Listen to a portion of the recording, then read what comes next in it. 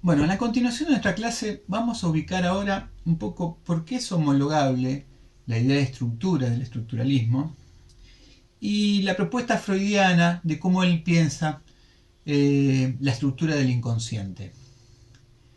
Hay varios ejemplos. Yo voy a trabajar uno, en el texto verán que hay varios, en el texto que abordamos en esta clase.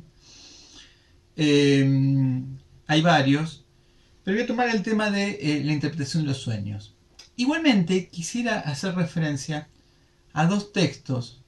Uno, el olvido de los nombres propios en psicopatología de la vida cotidiana, y otro texto es el caso del hombre y las ratas.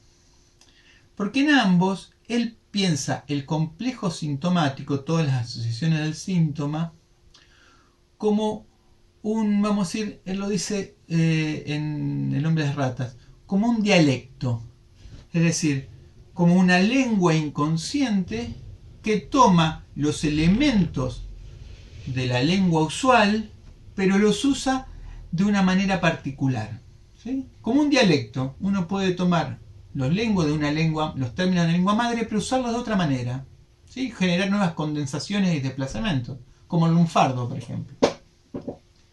Esto es muy interesante porque coincide con la idea del estructuralismo, que dice que puede haber estructuras singulares dentro de una sociedad, como las relaciones de parentesco, como el lenguaje de la moda, como hablábamos también la estructura de los mitos, pero siempre toma como modelo la estructura de una lengua que funcionaría como una superestructura.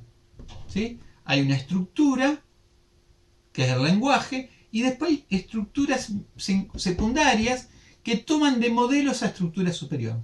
Esta idea es fundamental porque Lacan la aplica con una fórmula al modelo freudiano, que es: el inconsciente se estructura como un lenguaje. ¿Sí? El inconsciente toma el modelo de estructuración de la lengua y funciona a partir de los principios de condensación y desplazamiento de la misma manera, nada más que los elementos son usados de otra manera, es decir, con otros sentidos. Bien. Freud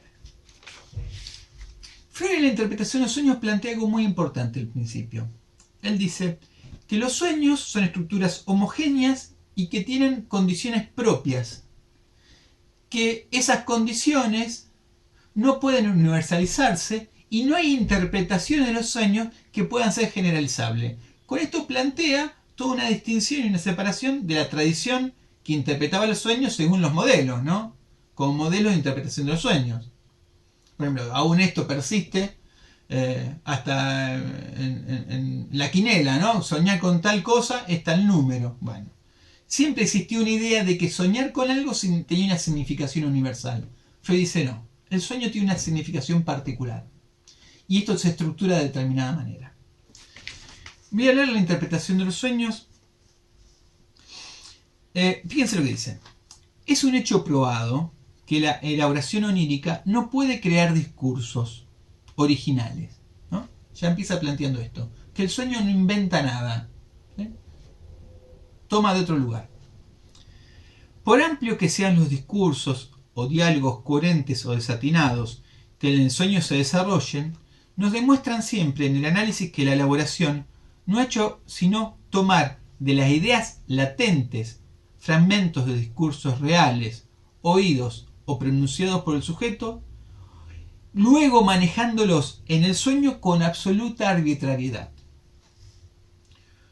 No sólo los arranca de su contexto primitivo, sino que, acogiendo unos y rechazando otros, forma nuevas totalidades, ¿no?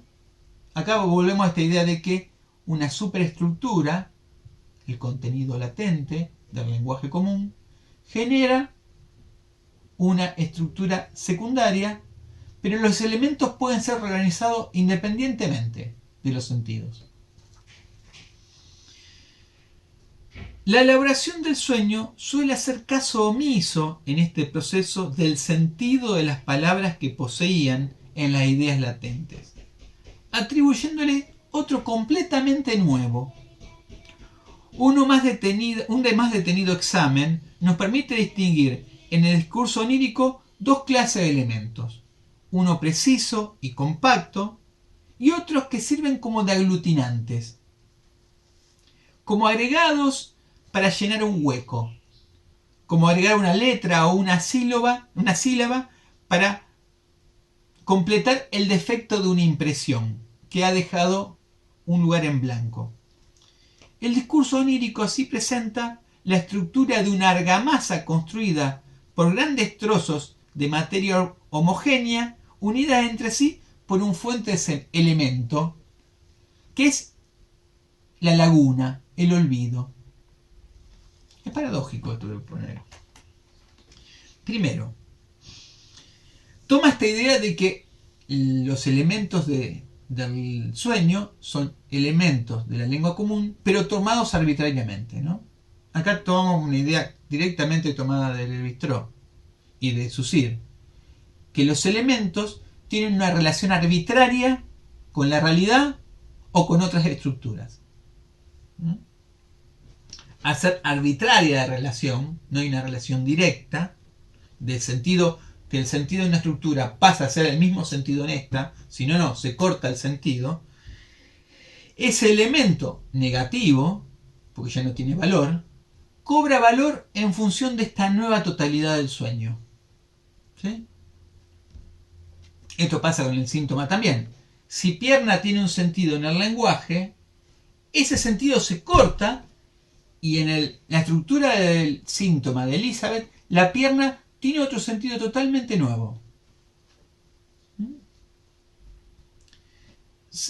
Segunda cuestión. Que lo que une esa nueva estructura, él dice, es un pegamento fuerte.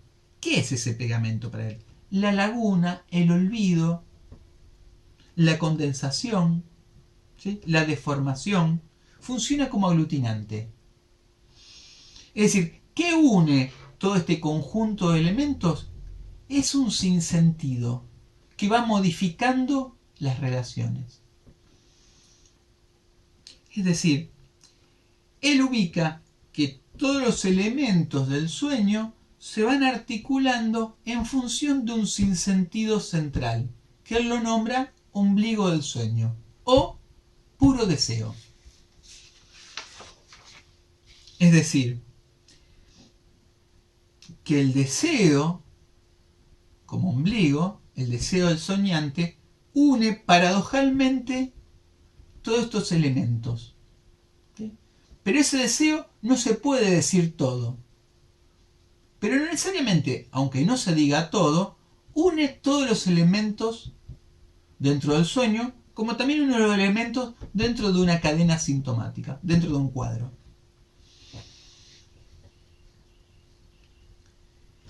Según Freud, el sistema onírico se organiza únicamente como expresión de deseo. Intentar representarlo en su causa y en su fin. A ver, este puro deseo, que no puede representarse, pero en esa imposibilidad todos los otros elementos se reúnen como intentando significar eso que falta, está al mismo tiempo la causa del sueño, o la causa de la cadena sintomática, intentar representar ese elemento que falta, el puro deseo, y al mismo tiempo no solamente está la causa, sino la finalidad del sueño. Porque el sueño se organiza en función de eso, de su causa.